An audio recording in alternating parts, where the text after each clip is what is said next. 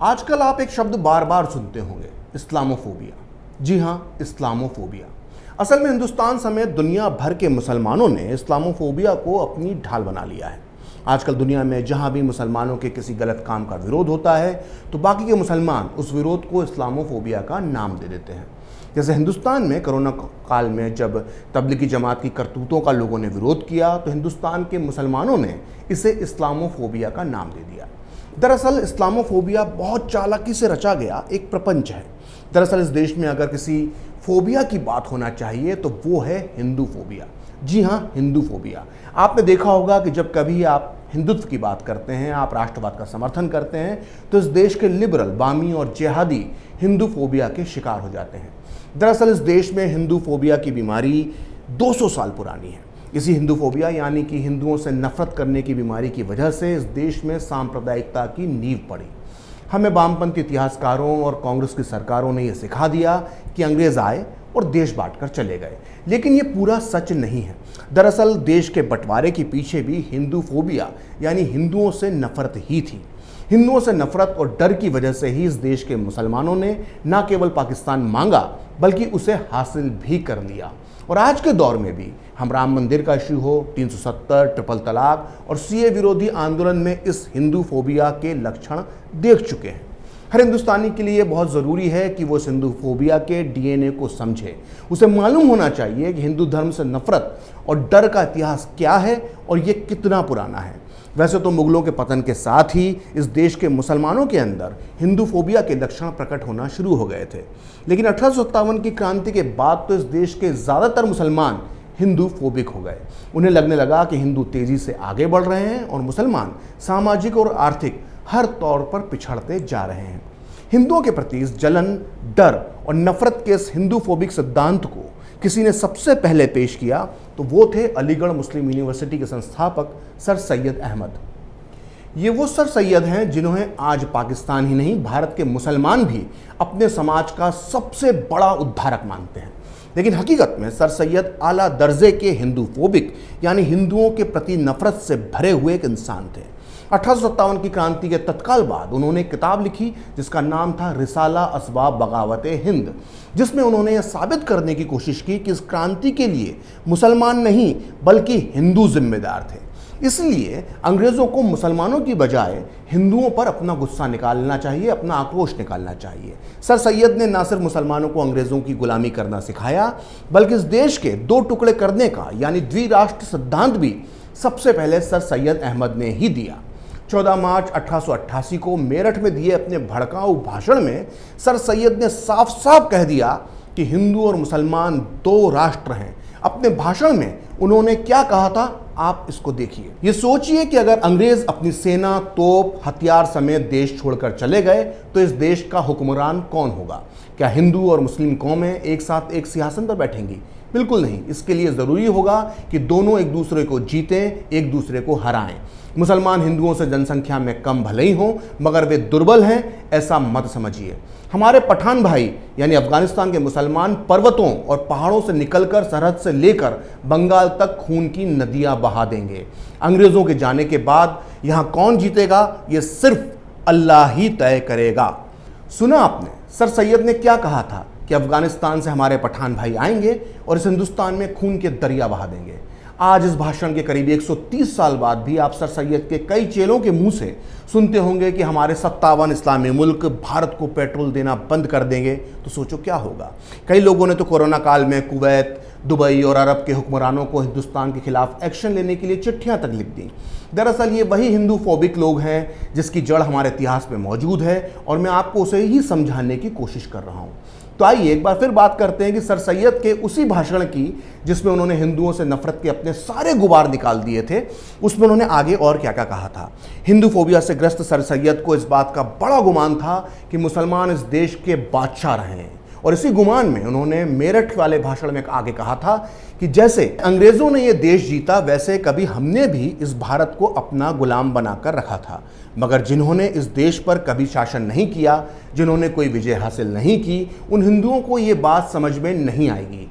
मैं मुसलमानों को याद दिलाना चाहता हूँ कि आपने बहुत से देशों पर राज किया है, आपको पता है कि राज कैसे किया जाता है। आपने 700 साल भारत पर राज किया है, अनेक सदियां कई देशों को अपने अधीन रखा है। हम कभी हिंदुओं की प्रजा नहीं बन सकते हैं। तो सुना आपने सर सैयद ने क्या कहा था, मुसलमानों ने इस देश पर 700 साल राज किया है।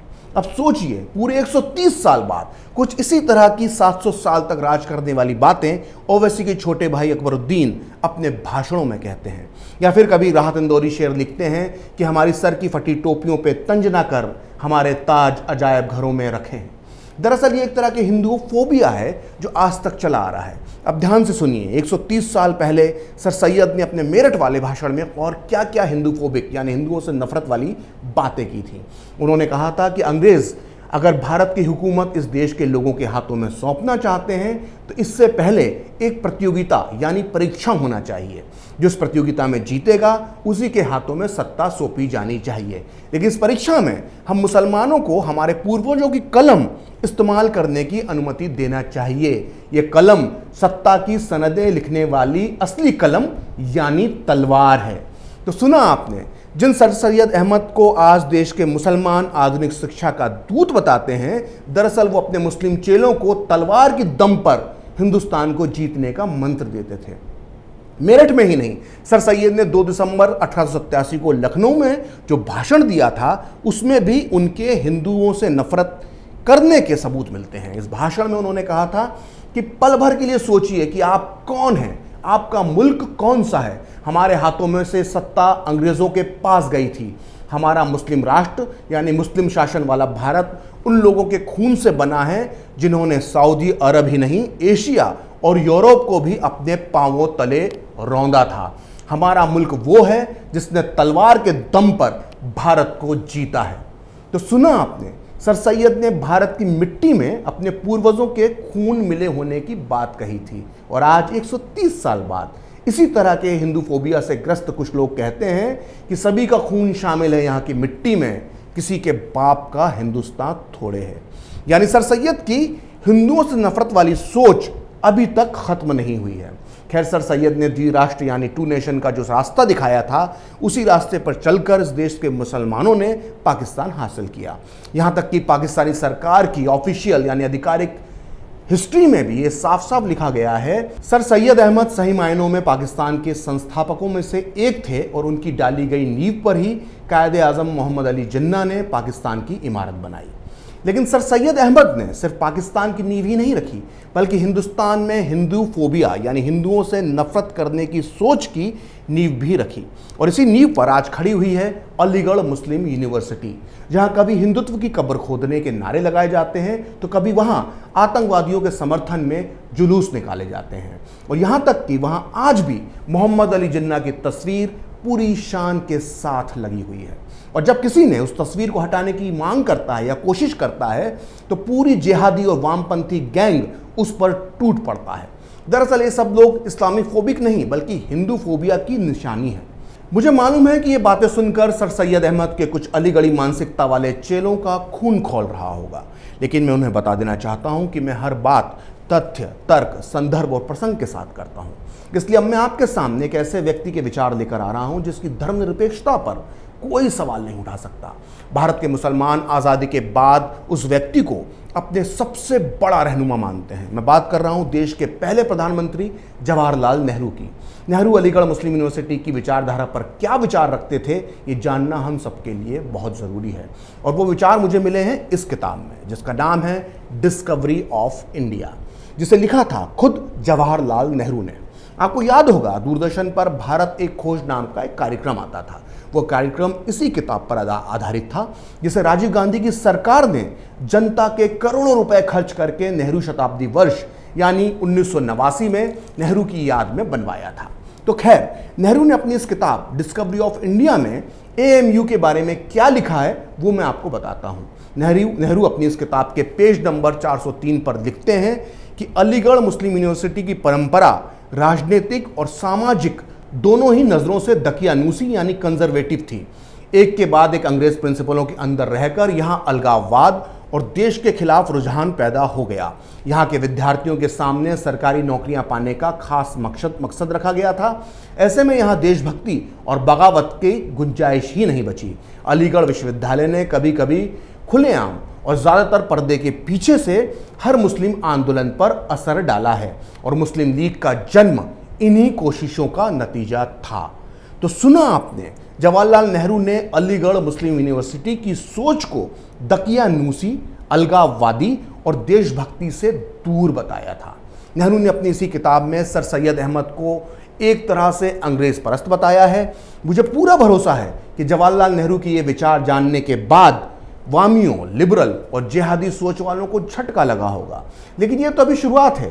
हिंदू फोबिया के इतिहास से जुड़े कई राज सामने आने बाकी हैं। इस सीरीज के अगले एपिसोड में मैं आपको बताऊंगा कि हिंदुओं से नफरत के नाम पर कैसे उर्दू को इस देश की राष्ट्रीय भाषा बनाने की तैयारी हो गई थी।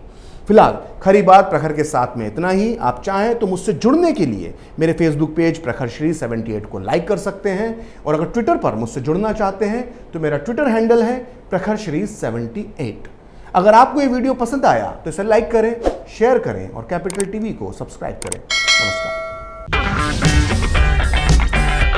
अगर आपको हमारा वीडियो पसंद आया हो तो इसे लाइक करें, हमारे चैनल को सब्सक्राइब करें और हाँ, बेल आइकन दबाना ना भूलें ताकि आप तक हमारे वीडियो की नोटिफिकेशन पहुंचती रहे। आप अपना सुझाव हमें कमेंट बॉक्स में दे सकते हैं। हमारे साथ जुड़ने के लिए शुक्रिया।